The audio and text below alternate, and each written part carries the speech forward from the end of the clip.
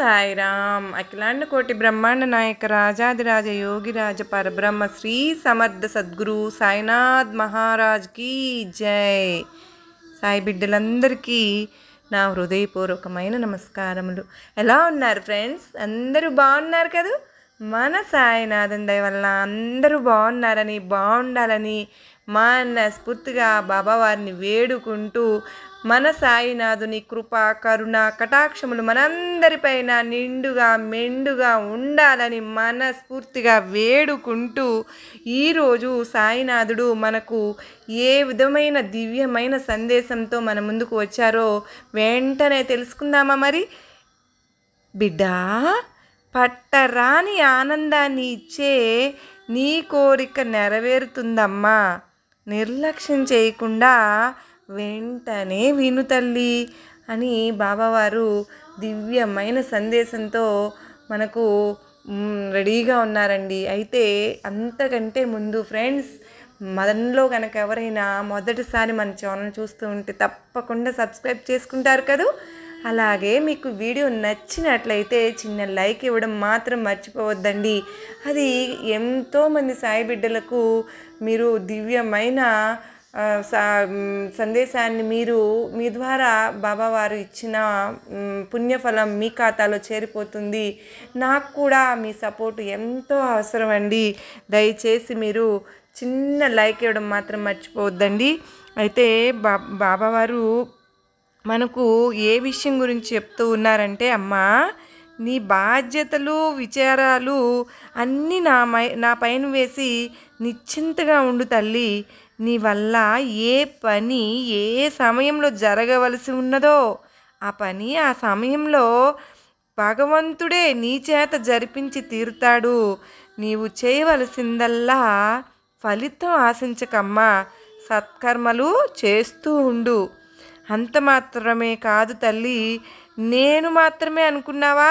కాదమ్మా, నా నీడ కూడా ఎల్లప్పుడూ నీతోనే ఉంటుంది.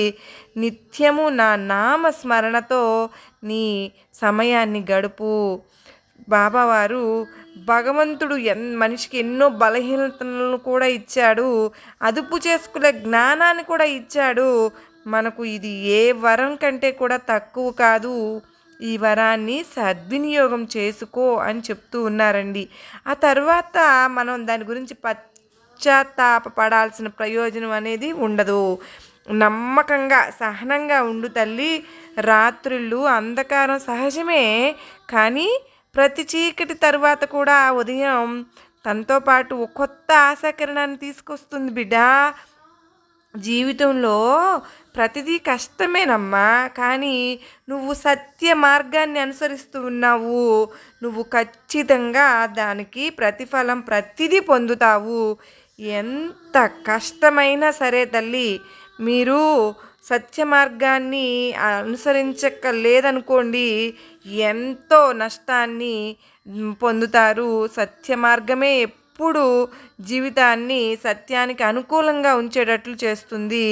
అమ్మా, నీ కన్నీళ్ళని ఇతరులకు కనిపించకుండా నువ్వు దాచుకుని నీ గుండెల్లో ఎంతో బాధని దాచుకున్నావు, కానీ నువ్వు నా నుండి దాన్ని దాయలేవమ్మా. నీ జీవితంలో ఏం జరుగుతుందో నువ్వు అయోమయంలో ఉన్నప్పుడు బిడ్డా, నా కళ్ళల్లోకి చూడు. నీ గురించి నేను అజాగ్రత్తగా ఎలా ఉండగలను?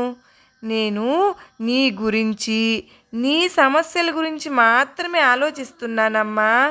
గంగా నది స్పర్శతో పాపము, చంద్రుని దర్శనంతో తాపము తొలగిపోయేలా నీ సాయి నోటి నుండి వెలువడిన మాటలు పాపాలను తాపాలను తొలగించేస్తున్నాను బిడ్డా. నేను ఏది తలిస్తే అదే జరుగుతుందమ్మా. నన్ను చేరుకునే మార్గాన్ని నేనే చూపిస్తాను. ఆ సమయం వచ్చిందా, క్షణం పట్టకుండా నీ మనోభిష్టం నెరవేరుతుంది. బిడ్డా, నువ్వు ఎంతో మంచి గుణాలతో దైవీ లక్షణాలతో ఉన్న నువ్వు ఎందుకమ్మా భయపడతావు? ఎవ్వరికీ కూడా ఎప్పుడూ కూడా భయపడమాకు. అందరితో చక్కగా కలిసిమెలిసి ఉండమ్మా. అన్ని రోజులు ఒకేలాగా కాదు. మనకు నీకు నేను తోడున్నాను అన్న ధైర్యంతో అడుగు ముందుకు వెయ్యి. నువ్వు నా నామము, నా యొక్క సహవాసము, నా కృప, నా పాదసేవ, నా వచనాలు మరియు నా గృహ నివాసము ఇవి అత్యంత ప్రయాసతో లభిస్తాయి తల్లి. వీటిల్లో ప్రచండ శక్తి ఉంది. ఇది నా భక్తులను పరీక్షించి వారికి తెలియకుండానే మోక్షద్వారం వరకు నెట్టుకుంటూ తీసుకుపోతాయమ్మా. మా ఒక మాట చెప్తాను, బాగా గుర్తుపెట్టుకో బిడ్డ. నీ మనసే నీకు శత్రువు. ఇది ఎల్లప్పుడూ ఏదో ఒక సాకుతో నువ్వు ఎంచుకున్న మార్గం నుంచి తప్పుకోవడానికి ప్రయత్నిస్తూ ఉంటుంది. ఎట్టి పరిస్థితుల్లోనైనా సరే అమ్మా, మనసుపై నువ్వు పోరాటాన్ని కొనసాగించాలి బిడ్డ. ఇంకో మాట కూడా చెప్తానమ్మా, ప్రార్థనలు చేస్తూ ఉండు. అవి కనిపించవు కానీ అవి అసాధ్యమైన వాటిని కూడా సుసాధ్యం చేసేస్తాయి తల్లి. అద్భుతాలు చేయడం దేవుని పని, మన వంతు చాలా సులభమైన పని.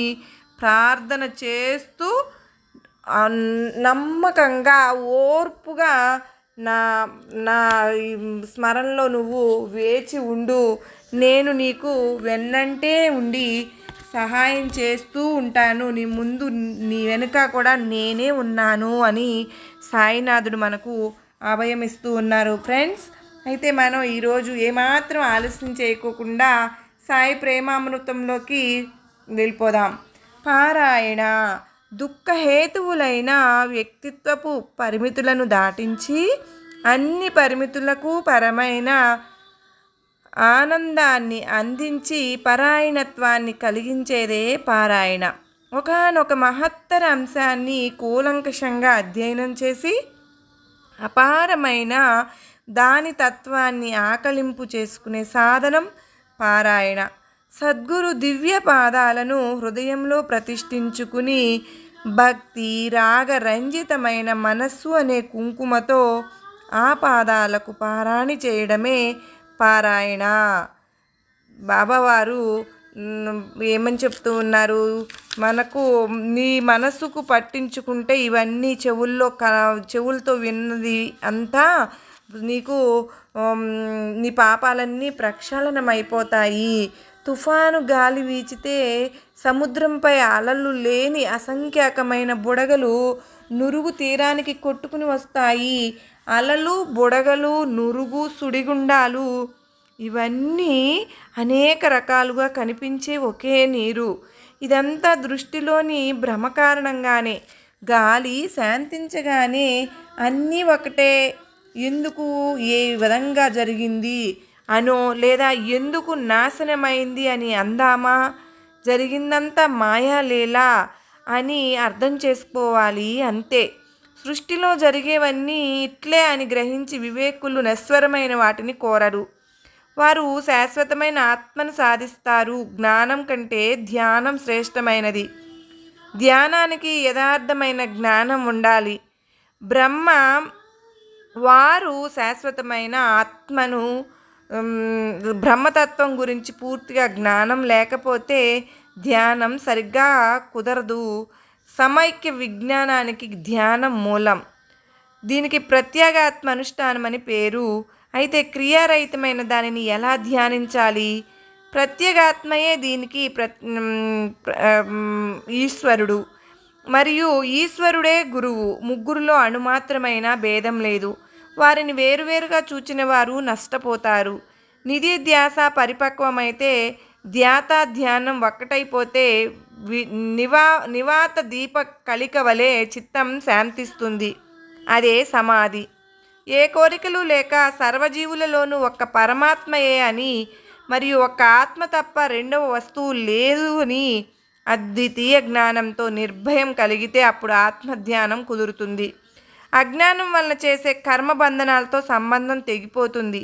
విధి నిషేధాల నిర్బంధాలు వదిలిపోతాయి. అప్పుడు మోక్షంతో కలిగే ఆనందాన్ని అనుభవిస్తారు. ఆత్మ అసలు ఉందా లేదా, ఉంటే అంతటా ఒక్కటే ఉందా, లేక వేరువేరు చోట్ల వేరువేరుగా ఉందా? ఆత్మ కర్తయా లేక కర్మలు చేసేదా, ఏ కర్మలు చేయనిదా అని ముందుగా షట్శాస్త్రాలు వెతికి తెలుసుకోవాలి. ఆత్మ ఒక్కటే అన్న ప్రత్యక్ష అనుభవ జ్ఞానమే జ్ఞానానికి పరాకాష్ట. అక్కడే మోక్షం పరమ మరియు పరమ ఆనంద ప్రాప్తి. అందునికి ఏనుగును గూర్చి వర్ణించడానికి బృహస్పతి వంటి వక్తను తీసుకువస్తే మాత్రం అతని వాక్చాతుర్యం ఏనుగు రూపాన్ని చూపించగలదా? అట్లే వాకుకు అతీతమైన దానిని వర్ణించ వీలుగాదు. వక్త యొక్క నోరు, అంధుని చెవులు అతనికి చూపును ఇవ్వగలవా? ఏనుగు స్వరూపాన్ని చూడడానికి అందునికి ఉపయోగపడేవి నిజంగా నేత్రాలే కదా. మరి ఆ నేత్రాలు లేనప్పుడు అంధుడు ఏనుగుని ఎలా చూడగలడు? అట్లే గురువు దివ్య నేత్రాలను ప్రసాదించినప్పుడే జ్ఞానప్రాప్తి. సాయి స్వరూపం యథార్థ జ్ఞానం. వారు మూర్తీభవించిన పరిపూర్ణ జ్ఞానం అని తెలుసుకోవడమే వారి ధ్యానం, అనుష్ఠానం. అదే వారి దర్శనం. అజ్ఞానం నుండి, కోరికల నుండి, కర్మ బంధనాల నుండి విమోచనం కావాలి అంటే వేరే ఇతర సాధనాలు లేవు. దీనిని బాగా తెలుసుకోవాలి. సాయిబాబా మీవారు కాదు, మావారు కాదు. వారు సర్వజీవులలో ఉండే పరమాత్మ. సూర్యుడు సకల జగానికి సంబంధించినట్లు బాబా అందరికీ చెందినవారు. ఇప్పుడు వారి మాటలను వినండి. సర్వసాధారణమైనవి అయినా అవి అమూల్యమైనవి. వానిని ఎప్పుడు స్మరణయందు ఉంచుకుంటే ఫలప్రదం. పూర్వజన్మ రుణానుబంధం లేకుండా ఎవరు ఎక్కడికి వెళ్ళరు. మానవులే కాదు, పశుపక్షాదులు కూడా అంతే. అందుచేత ఎవరిని పొమ్మని తరమకండి. వచ్చే పోయే వారిని ఆదరించండి. దప్పిక కొన్న వారికి నీరు, ఆకలి ఉన్నవారికి అన్నము, బట్టలు లేని వారికి బట్టలు, అట్లే విశ్రమించడానికి చోటు ఇస్తే శ్రీహరి సంతుష్టునవుతాడు. ఎవరికైనా డబ్బు అవసరమైనప్పుడు ఇవ్వడానికి నీ మనసు సందేహిస్తే ఇవ్వవద్దు. కానీ వారిపై కుక్కల అరవకు. ఎవరైనా 100 మాటలన్నా సరే స్వయంగా కఠినంగా బదులివ్వకు. నిరంతరం సహనాన్ని వహిస్తే అపారమైన సుఖం కలుగుతుంది. ప్రపంచం తలక్రిందులైనా మనం వెనుక ముందు కాకూడదు. నిశ్చలంగా మన స్థలంలోనే ఉండి తమాషాను చూడాలి. నీకు నాకు మధ్యనున్న గోడ పడగొట్టేసి చూడు. అప్పుడు రాకపోకలకు ప్రశస్తమైన మార్గం ఏర్పడుతుంది. నేను నువ్వు అన్న భేద బుద్ధియే గురుశిష్యుల మధ్యనున్న గోడ.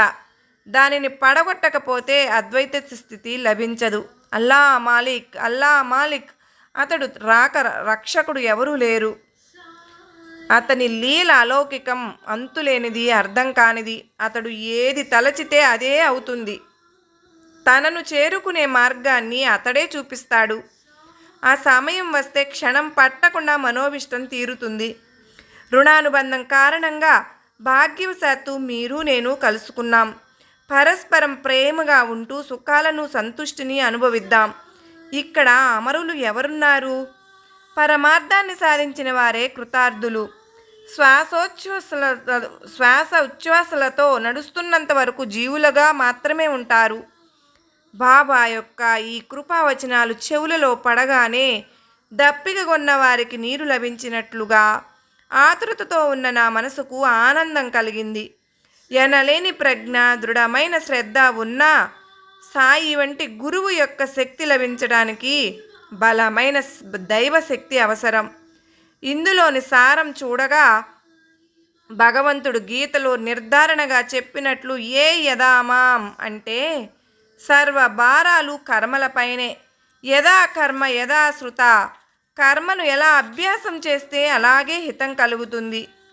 ఇదే ఈ అధ్యాయంలోని ఉద్దేశం. ఇదే ఇందులోని బోధామృతం.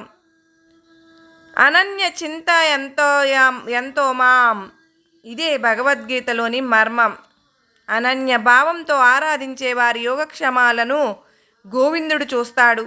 ఈ మధుర ఉపదేశాలను విను దేవాన్ భావయతానేనా అన్న స్మృతి వచనం స్మరణకు వచ్చింది. భగవంతుని భక్తిగా ఆరాధిస్తే అతడు మిమ్మల్ని ప్రేమిస్తాడు. నీవు బాగా ప్రయత్నం చెయ్యి. పాలను అంటే ఫలితాన్ని గుర్చిన చింతను వదిలిపెట్టు. పాల గిన్నె పెట్టుకుని నేను మీ వెనుకే నిలబడి ఉన్నాను అని చెబితే ప్రయత్నం నేను చేస్తాను, పాల గిన్నెను మీరే ఖాళీ చేయించాలి అని అంటారేమో. అటువంటిది నాకు తెలియదు. చేసే పనిలో దక్షత ఉండాలి అన్న బాబా యొక్క ఈ ప్రతిజ్ఞావాణిని ప్రమాణపూర్వకమని తలచి ప్రవర్తించేవారు ఎవరైనా సరే ఇహపర సుఖాల గని లభించినట్లు భావించాలి. ఇప్పుడు శ్రోతలకు మరో విన్నపం. ఒక్క క్షణం సుస్థిరమైన మనసుతో బాబా నా నిశ్చయాన్ని బలపరిచిన స్వానుభవ కథ వినండి. మన మనసులలో మంచి సంకల్పం కలిగితే సాయి మహారాజు ప్రోత్సాహపరిచి తమ పెదవులు కదపకుండానే అనుగ్రహదానం చేసిన విషయాన్ని వినండి. వారికి అనన్యంగా శరణుజొచ్చి భక్తి యొక్క కౌతుకాన్ని అవలోకించి ఆ పైన సాయి యొక్క లీలా విశేషాన్ని నిత్య నూతనంగా అనుభవించండి. ప్రాతకాల సమయం. నిద్ర నుండి మేలుకోగానే మనసులో మంచి ఆలోచన తరంగాలు లేస్తే దానిని మరింతగా బలపరచాలి. ఆ వృత్తినే పోషిస్తే అత్యంత సంతోషం కలుగుతుంది. బుద్ధి కూడా వికసిస్తుంది, మనసుకు ప్రసన్నత కలుగుతుంది అని ఒక సత్పురుషుని వచనం. దీనిని అనుభవపూర్వకంగా తెలుసుకోవాలి అనిపించింది. అట్లే అనుభవమై శాంతి లభించి అది వింతగా తోచింది. షిరిడి వంటి పవిత్ర క్షేత్రంలో గురువారం వంటి మంగళకరమైన రోజు రామనామాన్ని ఆఖండ ఆవర్తన చేయాలన్న సంకల్పం కలిగింది. బుధవారం రాత్రి శయ్యపైన శరీరం నిద్రావసమయ్యే వరకు మనసును రామనామస్మరణలో ఉంచి అదే ధ్యాసతో ఉన్నాను. ప్రాతకాలం మేలుకోగానే మనసుకు రామనామం గుర్తుకు వచ్చింది. దాంతో జిహ్వ సార్థకమైంది. మనసులోని ఆలోచనను నిశ్చయం చేసుకున్నాను. ముఖం కడుక్కుని శుచి అయి దొరికిన పూలను పట్టుకుని సాయి యొక్క ప్రాతః దర్శనానికి వెళ్ళాను. దీక్షితుని భవనం దాటి బుట్టి యొక్క వాడ బయట నుండి వెళుతూ ఉండగా ఒక ఔరంగాబాద్ సుందరమైన ఒక పద్యాన్ని మధురంగా పాడుతూ ఉండగా విన్నాను. ఆ పద్యాన్ని ఓవి రూపంలో చెప్పాలి అంటే పద్యంలోని స్వాభావికమైన మాధుర్యం పోతుంది, శ్రోతలు ఆనందించలేరు. అందువల్ల మొత్తం పద్యాన్ని అక్షరమక్షరం గానం చేస్తాను. దానివల్ల ప్రేమమయులైన శ్రోతలు ఈ పద్యంలోని ఉపదేశాన్ని గ్రహించి ఆనందిస్తారు. పద్యం. గురు కృపాంజన పాయో మేరే భాయి, రామ బినా కదు మానత నాహి, అందర్ రామ బాహర్ రామ, సపనే మే దేకత సీతారామ, జాగత రామ సోపత రామ, జహో దేకే వహా పూరణ కామ, ఏకా జనార్దని అనుభవనీక, జహాదేక వహనాం సరీకా. నేను మనసును రామనామస్మరణలో ఉంచాలని ముందే నిశ్చయించుకుని ప్రారంభం చేయడానిపై పద్యం బలపరచింది. దానితో నా మనోనిశ్చయమనే అంకురానికి కరుణాఘనులైన సాయి సమర్థులు ఆ పద్య రూపంలో సించనం చేశారు అని బోధపడింది. ఔరంగాబాద్కర్ చేత తంబూరాను పట్టుకుని మండపం లోపల సాయి సుముఖంలో ఉచ్చస్వరంతో పైకి గట్టిగా పాడుతున్న గానాన్ని విన్నాను. బాబా భక్తుడైన ఔరంగాబాద్కర్ నా వలనే బాబా చరణాలయందు అనురక్తుడు. అతనికి అనేక పద్యాలు కంఠస్థమై ఉండగా ఆ సమయాన ఆ పద్యమే ఎందుకు స్ఫురించింది? నా మనసులోనిది ఎవరికీ తెలియనిదే. మరి అతడు ఆ పద్యాన్ని ఎందుకు పాడాడు? బాబా ఏ విధంగా సూత్రాన్ని కదిలిస్తూ ఉంటే మనసులో అలాగే స్ఫురణ కలుగుతుంది. మనమంతా కేవలం కీలుబొమ్మలం. సాయిమాత సూత్రధారి. వారు స్వయంగా చెప్పుకున్నా నాకు మంచి ఉపాసనను అందించారు. నా అంతరంగంలోని ఆలోచన బాబా మనసులో ప్రతిబింబించిందా అన్నట్లుగా బాబా ఈ విధంగా ప్రత్యక్ష అనుభవాన్ని కలిగించారని అనిపించింది. నామం యొక్క మహత్యం ఎంత గొప్పది! దీనిని సాధువులు మహాత్ములు ఎంతగానో వర్ణించారు. పామరుణ్ణైన నేను ఎంతని వర్ణించగలను?